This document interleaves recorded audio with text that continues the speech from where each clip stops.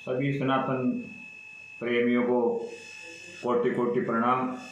काफ़ी दिन हो गए आप लोगों से रूबरू हुए और महाकुंभ आने जा रहा है, आ ही गया है और सब जगह इसकी चर्चाएं जोर शोर से चल रही है और सब लोग महाकुंभ के अंदर स्नान करने के लिए प्रेरित हो रहे हैं या आतुर हैं, अपनी अपनी व्यवस्थाएं बना रहे हैं। सबसे पहले तो मैं आप लोगों से ये कहना चाहूँगा कि ये जो महापर्व महाकुंभ का होने जा रहा है, इसको आप पर्यटक की तरह न देखें या घूमने फिरने के लिए या वहाँ जाकर के अपनी मनमाने तरीके से भोग आदि से संलिप्त होते हुए या जैसे अनचाहे तरीके से वहाँ आप जाए तो उससे न जाना अच्छा होता है। क्योंकि ये जो कुंभ का महा मेला होने जा रहा है, ये अपने सनातन धर्म से जुड़ा हुआ सनातन पद्धति का एक बहुत बड़ा भाग है। और ये जो महाकुंभ होने जा रहा है, ये 144 वर्षों के बाद आया है। 144 वर्षों के बाद क्यों आया है? इसका कारण यह है कि अपने यहाँ पर भारतीय सनातन के अंदर, भारतीय संस्कृति के अंदर अपने जो शास्त्र वेदों की आज्ञा है वो यह है कि कुंभ के मेले 4 प्रकार के बताए गए हैं। 4 प्रकार के कैसे? एक तो कुंभ, उसे अपन पूर्ण कुंभ भी कह सकते हैं या कुंभ कहकर भी पुकार सकते हैं। ये जो कुंभ है ये प्रत्येक 12 वर्ष में 12 साल के अंदर 4 जगह उपलब्ध होता है, आयोजित किया जाता है। 4 जगह कौन कौन सी? हरिद्वार हो गया, प्रयाग हो गई, उज्जैन हो गया और नासिक। इन 4 जगहों पर 12 वर्ष में हमेशा पूर्ण कुंभ का आयोजित किया जाता है। दूसरे प्रकार का होता है अर्ध कुंभ। अर्ध कुंभ प्रत्येक 6 वर्ष में हरिद्वार और प्रयाग के अंदर आयोजित किया जाता है। और एक यह है महाकुंभ। महाकुंभ का मतलब 12 कुंभ जो पूर्ण कुंभ होते हैं वो गुजर जाने के बाद, यानी 12 साल, प्रत्येक 12 साल के बाद जो पूर्ण कुंभ होते हैं वो गुजर जाने के बाद बारंबार 144, यानी 12 कुंभ जब गुजर जाएंगे तो 144 साल व्यतीत हो जाएंगे। और इस 144 साल के बाद ही ये पूर्ण कुंभ आयोजित होता है।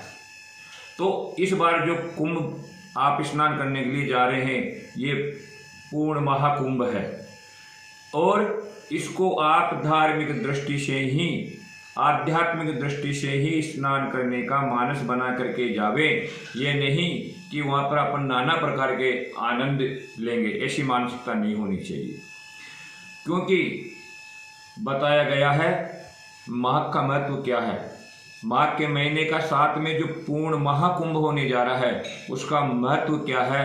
बताया गया है कि 1000 कार्तिक स्नान करने का जो फल मिलता है, यानी कोई व्यक्ति 1000 साल तक कार्तिक के मास का स्नान करे और उस फल स्नान के माध्यम से जो फल प्राप्त होता है उतना फल इस कुंभ में स्नान करने से मिलता है।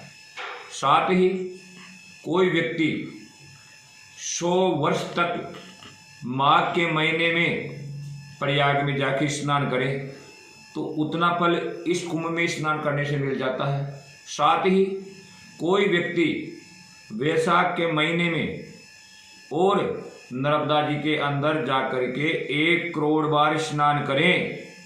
वैशाख के महीने में नर्मदा नदी के अंदर कोई व्यक्ति 1 करोड़ बार जाकर के स्नान करे, उतना फल इस महाकुंभ के अंदर स्नान करने मात्र से मिल जाता है। लेकिन मिलता कब है कि व्यक्ति का उद्देश्य केवल और केवल स्नान का होना चाहिए और भगवान का स्मरण करने वाला होना चाहिए। साथ ही स्नान करते समय विशेष रूप से इस चीज़ का ध्यान रखें कि जिस भी जगह पर आप स्नान कर रहे हैं वहाँ पर जाकर के पहले भगवती गंगा नदी, सरस्वती और यमुना, इन तीनों का संगम है और संगम के ऊपर ही ये कुंभ आयोजित किया जाता है। कहीं ऐसा न हो कि आप किसी व्यक्ति के साथ जा रहे हो और आपको भ्रमित करके अन्य जगह पर ले जा करके आपको स्नान करवा दें, क्योंकि काफ़ी लंबा चौड़ा एरिया है, लोग पहचान ही नहीं पाते हैं कहाँ स्नान करना है और कहाँ नहीं करना है। आपको संगम पर जा करके ही स्नान करना है, क्योंकि संगम का महत्व है। साफ साफ लिखा गया है एक जगह, तुलसीदास जी ने रामायण में भी इसका उल्लेख किया है। तो ये माघ के महीने में ही आयोजित होता है। बताया गया है, माघ मगर गत रवि जब होही, तीर्थ पतई आव सब कोई, देव दनुज किन्नर नर श्रेणी, सादर मंजई सकल त्रिवेणी, पूजई माधव पद पल जाता, परसी अखय बटु हर्षि गाथा। यानी माघ के महीने के अंदर ये कुंभ आयोजित होता है। वैसे माघ के महीने के अंदर हर साल स्नान करने का भी यहाँ पर महत्व बताया गया है। जो 14 प्रकार का कुंभ का मैं आपको वर्णन करने जा रहा था वो माघ मेले के नाम से जाना जाता है और प्रत्येक वर्ष लोग वहां पर जाकर के 1 महीने तक भगवान की आराधना करते हैं। सुबह 4 बजे गंगा में डुबकी लगाई और फिर अपनी आराधना में लग जाते हैं। 1 महीने तक वहाँ गंगा के रेते में ही सोते हैं, वही टेंट लगा करके रहते हैं। तो जो 1 महीने का जो प्रत्येक साल जो ये मेला चलता है उसे कल्पवास के नाम से भी जाना जाता है या उसको छोटा कुंभ के नाम से भी जाना जाता है। इस प्रकार ये 4 प्रकार के कुंभ बताए गए हैं। तो आपको करना क्या है, इस मेले में जाकर के बड़े आध्यात्मिक चिंतन करते हुए भगवान का, नारायण का स्मरण करते हुए और अपनी आत्म शुद्धि, देह शुद्धि तो होती ही है, देह शुद्धि तो आप रोजाना करते हैं, स्नान करते हो, तेल लगाते हो, नाना प्रकार की क्रीम पाउडर वगैरह आगे लगा, इत्र वगैरह लगाते हो, परफ्यूम लगाते हो, देह शुद्धि तो होती है। आपको इस कुंभ के अंदर आत्म शुद्धि करनी है। किसी प्रकार का मन में कोई विकार प्रभु हमको न देवे और हम हमेशा दूसरे के कल्याण की कामना करें, ऐसा ध्यान आपको करना है। और इस कुंभ के विशेष पर्व जो है वो मैं आपको बता देता हूँ, कब कब विशेष पर्व आने जा रहे हैं। ये कुंभ वैसे तो लगातार पौष पूर्णिमा से शिवरात्रि तक चलेगा, यानी 1.5 मास की इसकी अवधि है। लेकिन अधिकतर जो कुंभ का पीरियड रहेगा वो पौष पूर्णिमा यानी 13 जनवरी 2025 से माघी पूर्णिमा जो है 12 फरवरी वहां तक रहेगा। 1 महीने के अंदर विशेष महत्व रहेगा इस कुंभ का। जो लोग इस पीरियड में न जा सके वो शिवरात्रि से पहले या शिवरात्रि तक जाकर के भी स्नान कर सकते हैं, तो उनको भी वही पुण्य प्राप्त होगा। ऐसा नहीं है कि जो लोग बाद में जा रहे हैं उनको कम पुण्य प्राप्त होने वाला है। अपनी विवशता के कारण अगर आप न जल्दी जा पा रहे हो तो बाद में भी जा सकते हैं। पहला जो शाही स्नान है, पहला जो पर्व है, ये पौष पूर्णिमा यानी कि 13 जनवरी 2025 को आयोजित होने जा रहा है। दूसरा जो शाही स्नान महापर्व है कुंभ का, वो होने जा रहा है मकर संक्रांति 14 जनवरी 2025, यानी 13 और 14 जनवरी को लगातार 2 दिन तक शाही स्नान है। उसके बाद जो तृतीय शाही स्नान आएगा, तृतीय महापर्व आएगा कुंभ का, वो आएगा मौनी अमावस्या का, और मौनी अमावस्या आने जा रही है 29 जनवरी को। और इसके बाद जो चतुर्थ शाही स्नान है, चतुर्थ महापर्व जो है वो है बस इसका मौनी अमावस्या का। मौनी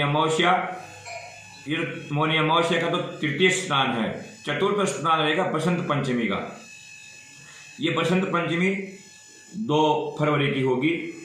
बस इसमें मेले में कई जगह मेरे को देखने को मिला है कि 3 तारीख को 3 फरवरी के बारे में बता रखा है, लेकिन ऐसा नहीं है, क्योंकि शायद जहाँ तक है उदय काल के अंदर वो नहीं रहेगी बसंत पंचमी, और रहती है तो जो लोग 2 तारीख को स्नान नहीं कर सकते वो 3 तारीख को भी, 3 फरवरी को भी बसंत पंचमी का स्नान कर सकते हैं, क्योंकि प्रातःकाल पंचमी रहेगी, इसलिए 3 तारीख को भी आप बसंत पंचमी वाला स्नान कर सकते हैं। और जो पंचम स्नान है इस महाकुंभ का वो है माघी पूर्णिमा।